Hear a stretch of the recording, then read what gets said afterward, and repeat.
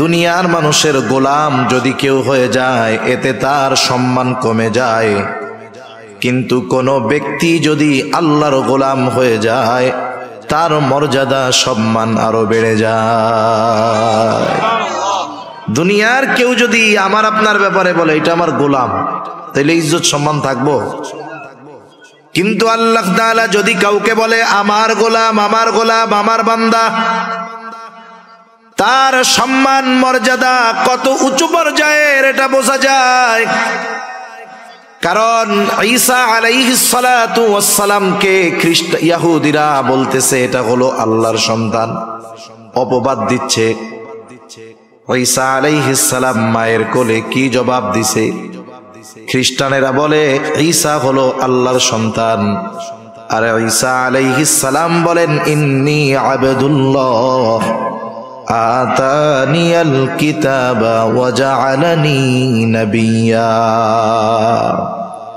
বলে আমি হলাম আল্লাহর বান্দা। ইন্নী আবদুল্লাহ, কার বান্দা? আমি আল্লাহর বান্দা। যারা পরিপূর্ণ গোলাম হয় এরা দামি।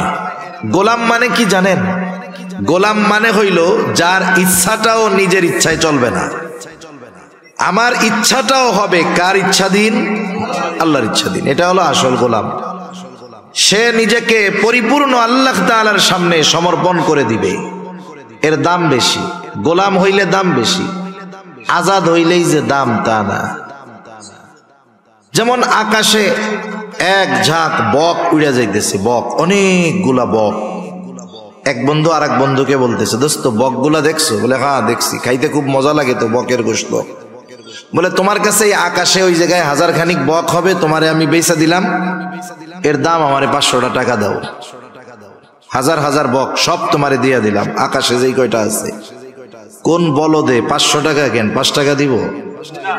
5 টাকা দিয়াও ওই আজাদ বক কিনবে না। আপনি যদি খাঁচায় বন্দি করে একটা বক নিয়ে আসেন যে ধরো এটা 500 টাকা দাও, বাজারে উঠাবেন দেখবেন সিরিয়ার লেগে যাবে। যদি বড় সড়ো হয় 1000 টাকা দিয়ে কেনার লোক পাওয়া যাবে। এই জন্য আজাদ স্বাধীন হইলেই দামি হয় না, বরং কেউ যদি আল্লাহর গোলাম হতে পারে, গোলামের খাঁচায় আবদ্ধ হতে পারে, তাহলে আল্লাহ তাআলার কাছে দামি হয়ে যায়। দুনিয়া আখিরাতে আল্লাহ তাআলা তাকে দামি বানায়া দেয়। আল্লাহ রাব্বুল আলামিন বলেন লাইলাম মিনাল মসজিদিল হারামি ইলাল মসজিদিল আকসা। তার বান্দাকে তিনি রাত্রিকালীন সফর করিয়েছেন মসজিদুল হারাম থেকে মসজিদে আকসা পর্যন্ত। আমি দুইটা বিষয় মূলত আপনাদের খেদমতে কিছু কথা বলতে চাই। একটা হলো নবীজির মেরাজ সংক্রান্ত, দ্বিতীয়টা হলো মসজিদুল আকসা সংক্রান্ত। কারণ মেরাজের সাথে মসজিদুল আকসার সাথে বড় একটা সম্পর্ক আছে। আর এই সময়ে ফিলিস্তিনের মাজলুম মুসলমানদের উপরে ওই বর্বর ইসরায়েলিরা যেই জুলুম অত্যাচার নির্যাতন চালাচ্ছে, তাদেরও মূল টার্গেট হলো এই মসজিদুল আকসা। আমরা অনেক সময় ভাবি যে ইহুদিরা মনে হয় এই যুদ্ধটা করতেছে, অনেক উদ্দেশ্য আছে। না না, গোটা দুনিয়ার ইহুদিরা একজনের আগমনের অপেক্ষায় আছে। বলেন তো তার নাম আপনাদের জানা আছে?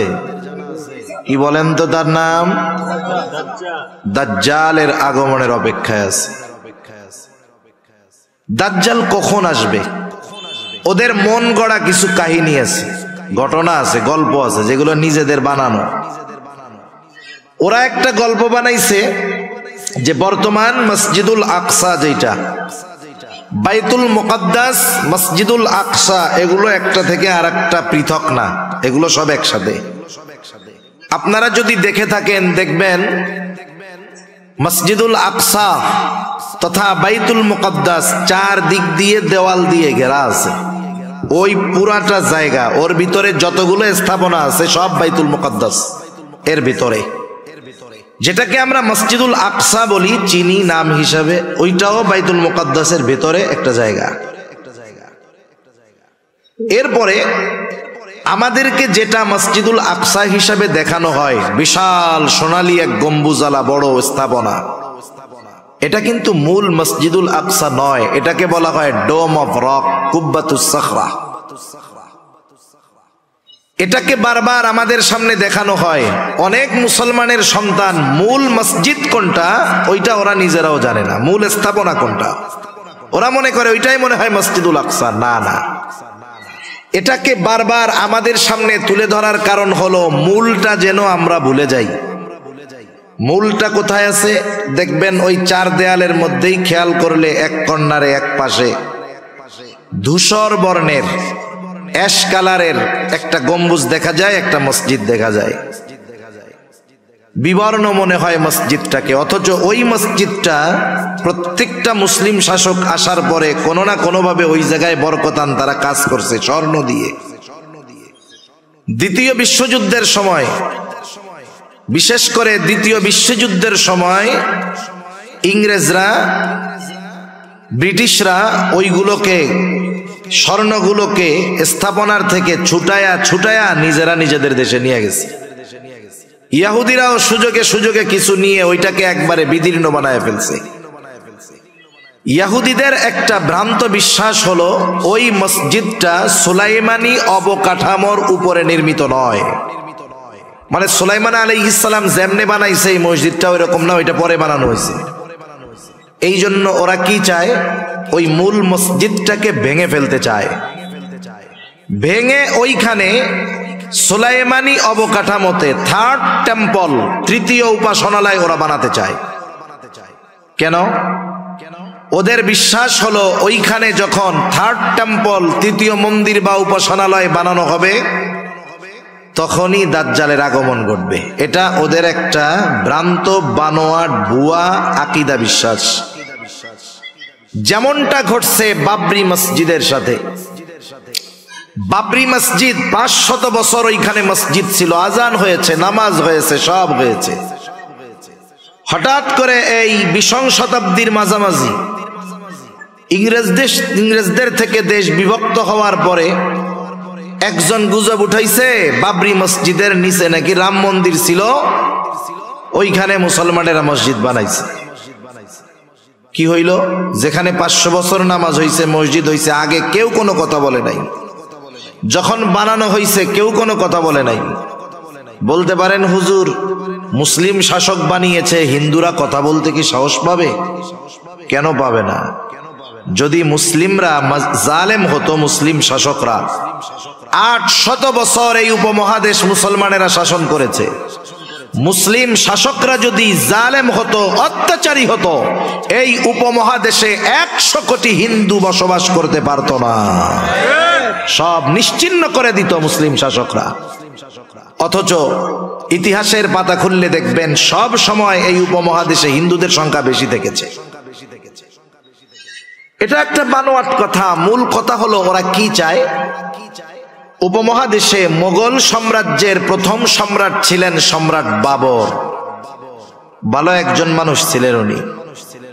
মূলত যারা হিন্দুত্ববাদ প্রতিষ্ঠা করতে চায় ওরা গোটা ভারত থেকে, উপমহাদেশ থেকে মুসলমানদের স্থাপনা এবং মুসলমানদের নাম চিহ্ন এরা মুছে দিতে চায়। ঐতিহাসিক স্থাপনাগুলোর নাম পরিবর্তন করে ফেলতে চায়। আগ্রার তাজমহলের নাম পরিবর্তন করতে পারবে হয়তো, এরপরে দিল্লির কুতুব মিনারের নাম হয়তো পরিবর্তন করে ফেলতে পারবে, কিন্তু মসজিদের নাম তো আর রাম মসজিদ রাখতে পারবে না। পারবে? তাহলে বোঝা গেল এইটার নাম তো আর পরিবর্তন করা যাবে না। তাহলে এটাকে ভাঙতে হবে কেমনে? এখানে এক ধর্মীয় সিম্প্যাথির খেলা দেখাতে হবে। এই ধর্মীয় বিষয়টাকে কাজে লাগিয়ে ওরা ওখানে গুজব ছড়াইয়া দিল এর নিচে রাম মন্দির ছিল, মুসলমানরা জোর করে এই মসজিদ করেছে, সুতরাং এই মসজিদ রাখা যাবে না। এক সময় মসজিদ ভেঙে ফেললো, এই মামলা কোর্টে গেল, যা হবে তাই ম্যাচ ফিক্সিং করাইতো, কি হবে বলা বলে তো জানাই কথা। মুসলমানদের বিরুদ্ধে রায় দেওয়া হলো, মসজিদ ভেঙে 1 বছরের মধ্যে, 1.5 বছরের মধ্যে বিশাল রাম মন্দির হয়ে গেছে। কয়েকদিন আগে উদ্বোধন হয়েছে, একথা জানেন আপনারা? এই মাসের 22 তারিখে উদ্বোধন হয়ে গেছে। তাহলে এই বাবরি মসজিদ ভাঙা হয়েছে কেন? পুরো একটা গুজব, মিথ্যা বিভ্রান্ত তথ্যের উপরে ভিত্তি করে। এই যে ইহুদিরা বলে যে এটা সুলাইমানি অবকাঠামো, মূল অবকাঠামো নয়, এটার ভাইয়া আমরা ওই আগের মতো বানাবো।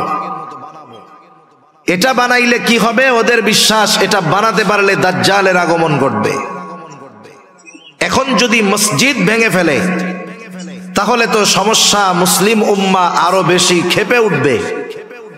এই জন্য প্রথম নজর সরিয়ে দিতে চায় আমাদের, আমরা যেন মনে করি ওই ডোম অফ রক এটাই হলো মূল মসজিদে আকসা। ওইটাকে আমরা ভুলে যাব। ধ্বংস কেমনে করবে? গ্রানাইট দিয়ে করবে? না না, তল দিয়ে সুড়ঙ্গ কেটে ওই স্থাপনার নিচে যখন গর্ত ফাঁকা হয়ে যাবে, এক সময় এমনেই মসজিদটা ডেবে যাবে, আর ওরা ওই জায়গায় ওদের সেই তথাকথিত থার্ড টেম্পল বানাবে। এটা হলো ইহুদিদের মূল টার্গেট। ফিলিস্তিনকে এমন ভাবে ওরা ঘিরে রাখছে, বহির্বিশ্বের কেউ এই কাজে বাধা দিতে পারবে না, কারণ যাওয়ার উপায় নাই। আপনার যত টাকা পয়সা থাক, আপনি মক্কা মদিনায় বারবার যাইতে পারবেন, কিন্তু মসজিদুল আকসায় একবার যাওয়া আপনার জন্য হাজার হাজার গুণ কঠিন হবে। এখন যাইতে পারে না কেউ, পূর্ণ নিয়ন্ত্রণ ইসরায়েলের কাছে। তা এখন বাধা কারা দিবে? যারা ওই ফিলিস্তিনের এরিয়ার মধ্যে আছে, যারা আওয়াজ তুলবে তাদেরকে শেষ করে ওই নির্মাণকে ভেঙে ওই জায়গায় থার্ড টেম্পল করতে হবে, এটাই ওদের মূল উদ্দেশ্য। এখন বলেন, ওরা যেই উদ্দেশ্য হাসিল করতে চায়, গোটা মুসলিম উম্মার দেহে এক বিন্দু রক্ত থাকা পর্যন্ত তাদের এই অপকর্ম সংগঠিত করার সুযোগ দেওয়া যাবে না। দেখবেন, মক্কা হলো বর্তমান দুনিয়ার সবচাইতে মর্যাদাপূর্ণ জায়গা। এই বাইতুল্লাহর ব্যাপারে ইহুদি খ্রিস্টান কোনোদিন বলবে না এটা আমাদের, এটা কোনোদিন বলবে না। মদিনার ব্যাপারেও ওরা বলবে না যে এটা আমাদের, কোনোদিন বলবে না। কিন্তু বাইতুল মুকাদ্দাস এটা এমন একটা জায়গা, এইখানের দাবিদার যেমন খ্রিস্টানেরা, এই জায়গার দাবিদার ইহুদিরা, এই জায়গার দাবিদার মুসলমানেরা। এবং ঐতিহাসিকভাবে বাস্তবতা হলো বাইতুল মুকাদ্দাসের সর্বোচ্চ অধিকার মুসলমানদের, এ ব্যাপারে কোনো সন্দেহ নাই। এজন্য মক্কা মদিনার পরে তৃতীয় পবিত্র স্থান হিসাবে প্রত্যেকটা মুসলমানের অন্তরে মসজিদুল আকসার মোহাব্বত, বাইতুল মুকাদ্দাসের মোহাব্বত থাকার দরকার আছে না নাই? এই জন্য এই মসজিদ সম্পর্কে কয়েকটা কথাও আমি আপনাদের খেদমতে বলবো ইনশাআল্লাহ। তাহলে আল্লাহ রাব্বুল আলামিন বললেন, মিনাল মসজিদিল হারামি ইলাল মসজিদিল আকসা। তিনি তার বান্দাকে মসজিদুল হারাম থেকে মসজিদে আকসা পর্যন্ত সফর করাইলেন, রাত্রিকালীন ভ্রমণ করাইলেন। এটা হলো ইসরা, যেই ভ্রমণটা জমিন থেকে জমিনে হয়েছে। মসজিদুল আকসার ব্যাপারে আল্লাহ তাআলা বলেন, আল্লাযী বারাকনা হাওলাহু। আল্লাহ তাআলা বলেন, আমি ওই মসজিদুল আকসার চতুর্পাশকে বরকতময় করেছি। এই জন্য বাইতুল মুকাদ্দাস এটা হলো বরকতময় জায়গা। কেন আল্লাহ তাআলা এই সফর করাইলেন? বলে, লিনুরিয়াহু মিন আয়াতিনা। আমার বান্দাকে আমার নিদর্শন সমূহ দেখানোর জন্য এই সফরটা আমি করাইলাম। নিদর্শনগুলা কি? আমি আর ওই দিকে যাব না, যেহেতু মসজিদুল আকসা নিয়ে কিছু কথা বলার নিয়ত পেশ ইচ্ছা করেছি। তাহলে মসজিদুল আকসা তথা বাইতুল মুকাদ্দাস এক নম্বরে বরকতময় ভূমি, বরকতময় স্থান, বরকতময় স্থাপনা। বলেন তো এই ঘোষণাটা কার? দুই নম্বর, আল্লাহ তাআলা জানায় দেন এই বাইতুল মুকাদ্দাস হলো পবিত্র ভূমি। বাইতুল মুকাদ্দাসের ভিতরেই ওই মসজিদ। মুসা আলাইহিস সালাতু ওয়াস সালামকে যখন আল্লাহ তাআলা বললেন, পয়গম্বর মুসা, আপনি বনি ইসরাইলদেরকে আদেশ করেন ওই জেরুজালেমের কর্তৃত্ব আমি আল্লাহ ওদের হাতে ফিরাইয়া দিতে চাই। ওইখানে একদল শক্তিশালী মানুষ, জেরুজালেমের কর্তৃত্ব যাদের হাতে, আমালিকা গোত্র, ওরা যদিও অনেক শক্তিশালী ও পয়গম্বর, আপনি আপনার উম্মতদেরকে বলেন তারা যেন ওই শহরের মধ্যে ঢুকে যায়, প্রবেশ করে সামনের দিকে ছুটতে থাকে। ওই শত্রুরা যতই শক্তিশালী হোক না কেন, যেহেতু আমি আল্লাহ ওই ভূমির কর্তৃত্ব মালিকানা তাদেরকে দিয়ে দিয়েছি, আপনার উম্মত শুধু বাইতুল মুকাদ্দাসের মধ্যে ঢুকবে আর সামনের দিকে অগ্রসর হবে। শত্রু যত শক্তিশালী হোক না কেন, তাদের বিরুদ্ধে আমি আল্লাহ তাদেরকে বিজয় দান করব। এই জন্য মূসা আলাইহিস সালাম ঘোষণা করলেন, ওনার কওমকে, সম্প্রদায়কে বলতেছে, ইয়া কওমি দখুলুল আরদাল মুকদ্দাসাতাল্লাতী কাতাবাল্লাহু লাকুম ওয়ালা তারতাদ্দু আলা আদবারিকুম ফাতানকালিবু খাসিরিন। মূসা আলাইহিস সালাম বলেন, ও আমার সম্প্রদায়, তোমরা ওই পবিত্র ভূমির মধ্যে ঢুকে পড়ো, যেই ভূমির মালিকানা, যেই পবিত্র জমিনের মালিকানা আল্লাতী কাতাবাল্লাহু লাকুম, আল্লাহ তাআলা তোমাদের জন্য লিখে দিয়েছে। তোমরা শুধু ওই জমিনের মধ্যে, ওই শহরের মধ্যে ঢুকবা, সামনের দিকে অগ্রসর হবা, খবরদার পেছনের দিকে আসবা না। জয় তোমাদেরই হবে, তবে যদি পিছু হটো, ওয়ালা তারতাদ্দু আলা আদবারিকুম ফাতানকালিবু খাসিরিন, যদি পেছনের দিকে ফিরো, পিছু হটো, তাহলে ক্ষতিগ্রস্তদের অন্তর্ভুক্ত হয়ে যাইবা। আর যদি সামনের দিকে ছুটতে থাকো, ওই পবিত্র জমিনের মালিকানা তোমাদেরকে দিয়ে দিবে। আল্লাহ তাআলা কোরআনুল কারীমে জানায়া দিলেন, এই জমিনটা হলো পবিত্র জমিন, পবিত্র ভূমি। 3 নাম্বার, এই মসজিদের অন্যতম তথা বাইতুল মুকাদ্দাসের অন্যতম বৈশিষ্ট্য হলো এটা মুসলমানদের প্রথম কিবলা। আব্দুল্লাহ ইবনে আব্বাস রাদিয়াল্লাহু তাআলা আনহু থেকে বর্ণিত, তিনি বলেন, কানা রাসূলুল্লাহ সাল্লাল্লাহু আলাইহি ওয়াসাল্লাম ইউসাল্লি ফি মক্কাতা নাহওয়া বাইতুল মুকাদ্দাস ওয়াল কাবাতু বাইনা ইয়াদাইহি। নবীজি মক্কায় যখন নামাজ পড়তেন, বাইতুল মুকাদ্দাসের দিকে ফিরে নামাজ পড়তেন, কাবা ওনার আর বাইতুল মুকাদ্দাসের মধ্যে থাকতো। বাইতুল মুকাদ্দাস মক্কা থেকে প্রায় ১৫০০ কিলোমিটার উত্তরে। নবীজি যখন উত্তর দিকে ফিরতেন, সামনে কাবা থাকতো, এরপরে বাইতুল মুকাদ্দাস থাকতো। তার মানে নবী দক্ষিণ দিকে দাঁড়িয়ে কাবাকে সামনে নিয়ে উত্তর দিকে মুখ করে দাঁড়াইতেন।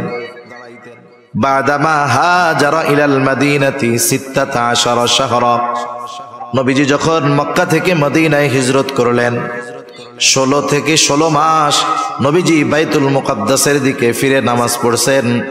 কারণ বাইতুল মুকাদ্দাস উত্তর দিকে, মক্কা থেকে মদিনাও উত্তর দিকে। নবীজি মক্কায় থেকে যখন বাইতুল মুকাদ্দাসের দিকে ফিরতেন, কাবাকে সামনে রাখতে পারতেন, কিন্তু মদিনা থেকে যখন বাইতুল মুকাদ্দাসের দিকে ফিরে নামাজ পড়লেন, ওই সময় কাবা সামনে নয় বরং পেছনে পড়ে গেল।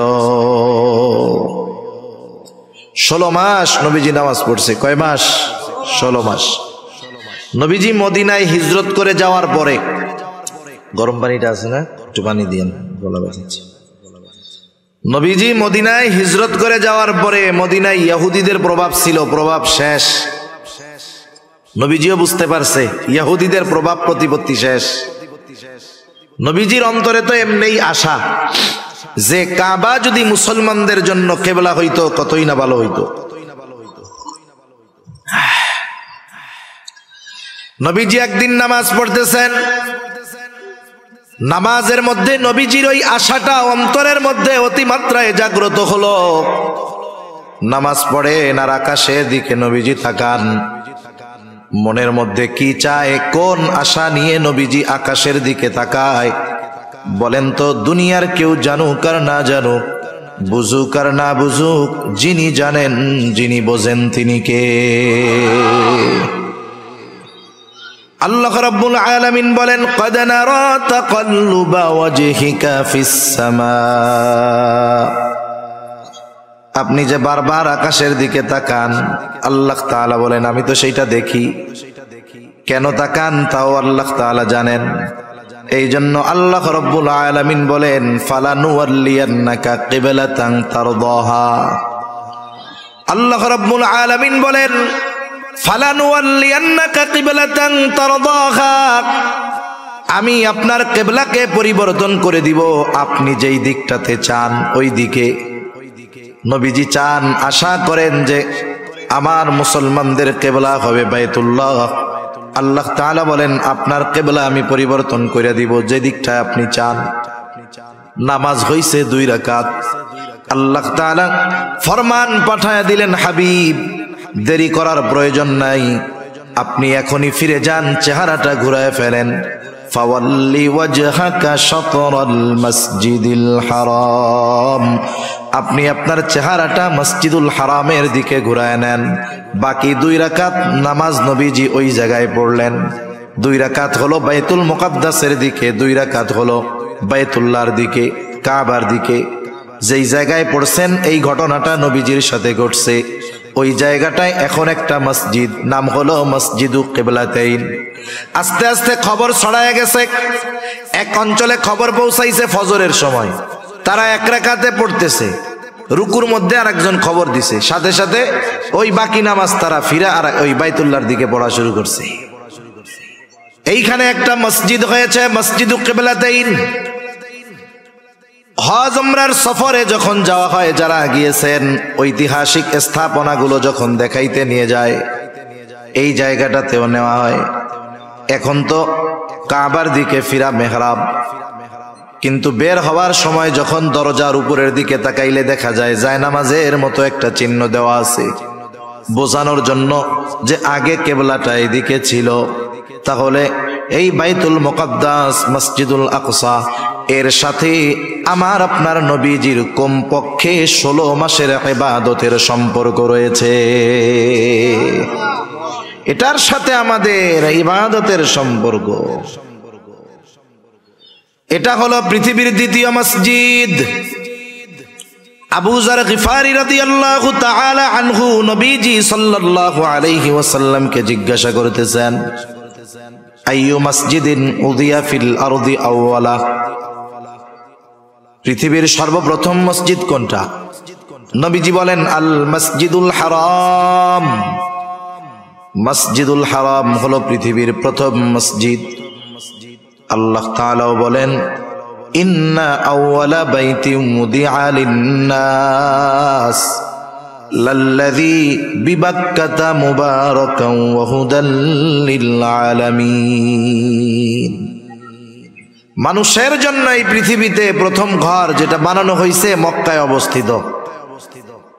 2টা বিষয় হতে পারে, মুফাসসিরিনে কেরাম বলেন একটা হলো মানুষের ঘর হোক আর ইবাদতের ঘর হোক, এই ঘরই প্রথম ঘর, এর আগে কোনো ঘর দুনিয়াতে ছিল না। 2 নাম্বার হতে পারে মানুষের ঘর হয়তো আগেই হয়েছে, কিন্তু এটা দুনিয়ায় ইবাদতের প্রথম ঘর, প্রথম মসজিদ। তাহলে পৃথিবীর প্রথম মসজিদ হলো মসজিদুল হারাম। এরপরে তিনি প্রশ্ন করতেছেন সুম্মা আইয়ুন, এরপরে কোনটা? নবীজি প্রশ্নের জবাবে বললেন আল মসজিদুল আকসা। মসজিদুল আকসা কাম কানা বাইনাহুমা, এই 2টার মাঝে ব্যবধান কত বছরের? নবীজি বললেন 40 সানা, এই 2টার মধ্যে ব্যবধান হলো 40 বছরের। 40 বছরের ব্যবধানে এই 2টা মসজিদ হইছে। এটা পৃথিবীর 2য় মসজিদ। এই মসজিদের অন্যতম ফজিলত কি? পৃথিবীর 3টা মসজিদ ছাড়া পৃথিবীর অন্য কোন মসজিদ বরকত মনে করে সফর করে দেখতে যাওয়ার সুযোগ নাই। সেটা 60 গম্বুজ হোক আর 206 গম্বুজ হোক। আপনাদের বরিশালে একটা মসজিদ আছে, ওইটা হোক, যেটা হয় হোক, ফজিলত মনে করে এই 3 মসজিদ ছাড়া পৃথিবীর অন্য কোন মসজিদে যাওয়ার বৈধতা নাই। অনেক মানুষ এমন হয় 60 গম্বুজ মসজিদে গেছে ফজিলত মনে কইরা, জোহরের নামাজের সময় গিয়ে উপস্থিত হইছে, কিন্তু নামাজ কালাম কিছু পড়ে নাই, বাইরে দিয়া ঘুরছে আর বিড়ি টানছে। নামাজ কালাম শেষ, লোকজন বের হয়ে গেছে। এইবার অজু কইরা যায় 2 রাকাত নামাজ পড়ছে। একজন জিজ্ঞাসা করে কিসের নামাজ পড়লি? এইদিকে এসে পড়লে ফজিলত আছে এই জন্য পড়ছি। এই ফজিলত মনে করে নামাজ পড়লে সওয়াব হবে না উল্টা গুনাহ হবে? কোন পৃথিবীর কোন মসজিদ সফর করবে বরকত মনে করে এই 3 মসজিদ ছাড়া কোন মসজিদে করার সুযোগ নাই, বরং এই 3 মসজিদে সুযোগ হইলে যাওয়া জরুরি। মসজিদুল হারামে যাওয়া লাগেই, হজ ফরজ হইলে যাইতে হবে, ওইটা ফরজ। সেই জন্য মসজিদুল হারামে যাইতে হয়, মসজিদুল নববীতে যেতে হয়, মসজিদুল আকসায় গেলে ফজিলত আছে।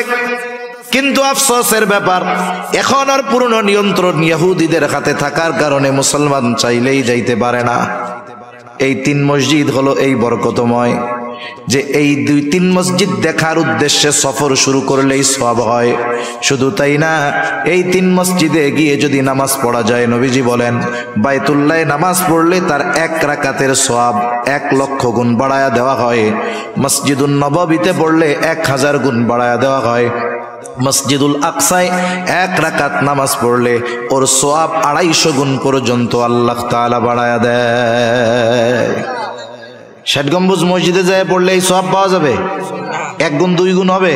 কেউ যদি মনে করে তাহলে তার আরো গুনাহ হবে। শাহজালালের মাজারে যায় পড়লে হবে মনে হয়? পৃথিবীর আর কোন মসজিদ নাই। নবীজি আর এক হাদিসের মধ্যে বলেন দাজ্জাল পৃথিবীর 4টা মসজিদে ঢুকতে পারবে না। দাজ্জালের আগমন হবে, গোটা দুনিয়া চড়ায় বেড়াবে, কিন্তু 4টা জায়গায় সে ঢুকতে পারবে না। 1 নাম্বার মসজিদুল হারাম, হারামের এরিয়া যত দূর ফেরেশতারা দাঁড়ায় পাহারা দিবে, ওই এরিয়ার ভিতরে তারা ঢুকতে পারবে না। মসজিদুন নববী ওরও এরিয়া আছে, ওই এরিয়ার ভিতরে দাজ্জাল ঢুকতে পারবে না। মসজিদুল আকসা এই বাইতুল মুকাদ্দাসের ওই এরিয়ার ভিতরে দাজ্জাল ঢুকতে পারবে না। আর একটা মসজিদ আছে মসজিদুত তুর, ওই মসজিদুত তুরের মধ্যেও দাজ্জাল ঢুকতে পারবে না। এই মসজিদের অন্যতম আর একটা বৈশিষ্ট্য হলো পৃথিবীর একমাত্র মসজিদ যেই জায়গায় আল্লাহ রাব্বুল আলামিন পৃথিবীর শুরু থেকে নিয়ে একেবারে আমার আপনার নবী পর্যন্ত সব নবীকে আল্লাহ তাআলা একত্রিত করেছেন। দুনিয়ার আর কোন মসজিদ নাই। এই ফজিলতটা যেই মসজিদের মধ্যে সংগঠিত হয়েছে দুনিয়ার আর কোন মসজিদ নাই। এই মসজিদুল আকসাই একমাত্র মসজিদ যেই জায়গায় আল্লাহ তাআলা সকল নবী রাসূলদেরকে দুনিয়ায় একত্রিত করেছে। আর কোথাও কোন জায়গায় একত্রে সব নবীর পদাচারণা হয় নাই। যদিও এই জেরুজালেমে এখানে সবচাইতে বেশি নবীদের আগমন ঘটছে, সবচাইতে বেশি নবীদের কবর আছে ওই জায়গায়। বর্তমান দুনিয়ার সবচাইতে পুরাতন শহরের মধ্যে অন্যতম এই জেরুজালেম। এইটা যে কতবার ভাঙছে আর কতবার গড়ছে, অনেকবার। সেজন্য এই মসজিদের সাথে মুসলমানদের হৃদয়ের ঈমানের আমলের সম্পর্ক আছে না নাই? আমি আলোচনাটা বেশি লম্বা করি নাই, কারণ আরো কিছু কথা বলবো তো এই জন্য। এখন নবীজি আসলেন মসজিদুল আকসায়। ওইখানে একটা পাথর ছিল, বাহন বাঁধার পাথর। যেই নবী ওইখানে আসছেন উনি তার সাওয়ারি ওই জায়গায় বাঁধছেন। ইংলিশ আধুনিক ভাষায় পার্কিং। নবীজি ওনার বাহনকে ওই জায়গায় বাইধা রাখছেন। এবার ওযু করলেন। ওযু কইরা নবীজি 2 রাকাত নামাজ পড়লেন। ইবনে কাসির রাহমাতুল্লাহি আলাইহি এখানে ব্যাখ্যা করেন যে এই জায়গায় 2টা মত পাওয়া যায়। একটা হলো নবীজি মেরাজের সফর শুরু করার আগে সব নবীর উপস্থিতিতে ওই জায়গায় উনি ইমামতি করছেন, এরপরে সফর শুরু করছেন। তিনি বলেন কিন্তু পরবর্তী আলোচনার দৃষ্টিভঙ্গিতে মনে হয় এটা হয় নাই। কিভাবে হইছে? সকল নবীর উপস্থিতিতে নবীজি ইমামতি করেছেন এটা ফেরার সময়। যাওয়ার সময় যদি ইমামতি করতেন তাহলে প্রত্যেক আসমানে যখন উঠছেন জিব্রাইল প্রত্যেক নবীর সাথে পরিচয় করায়া দিছে, তাহলে পরিচয় তো আগেই হয়ে গেছে, নতুন করে করায়া দেওয়ার দরকার কি ছিল? কথা বুঝেন নাই? এজন্য উনি বলতেছেন যে নবীজি ওইখানে গিয়ে 2 রাকাত নামাজ পড়লেন। এরপরে সফর শুরু হবে, ঊর্ধ্ব আকাশে সফর, মেরাজের সফর। মেরাজ অর্থ সিঁড়ি। এখানে বিশেষ সিঁড়ির মাধ্যমে আল্লাহ তাআলা আমার আপনার নবীজিকে জিবরাইল আলাইহিস সালামের সাথে সফর শুরু করাইছেন। রাসূলুল্লাহ সাল্লাল্লাহু আলাইহি ওয়াসাল্লামকে নিয়ে জিবরাইল আলাইহিস সালাতু ওয়াস সালাম সফর শুরু করে দিলেন। মনে রাখবেন, কাফের মুশরিকেরা এই ধরনের ওয়াজ নসিহত শোনে, ওরাও শোনে, কিন্তু সমালোচনা করার জন্য, ভুল ধরার জন্য, মুসলমানদেরকে তিরস্কার করার জন্য শুনে।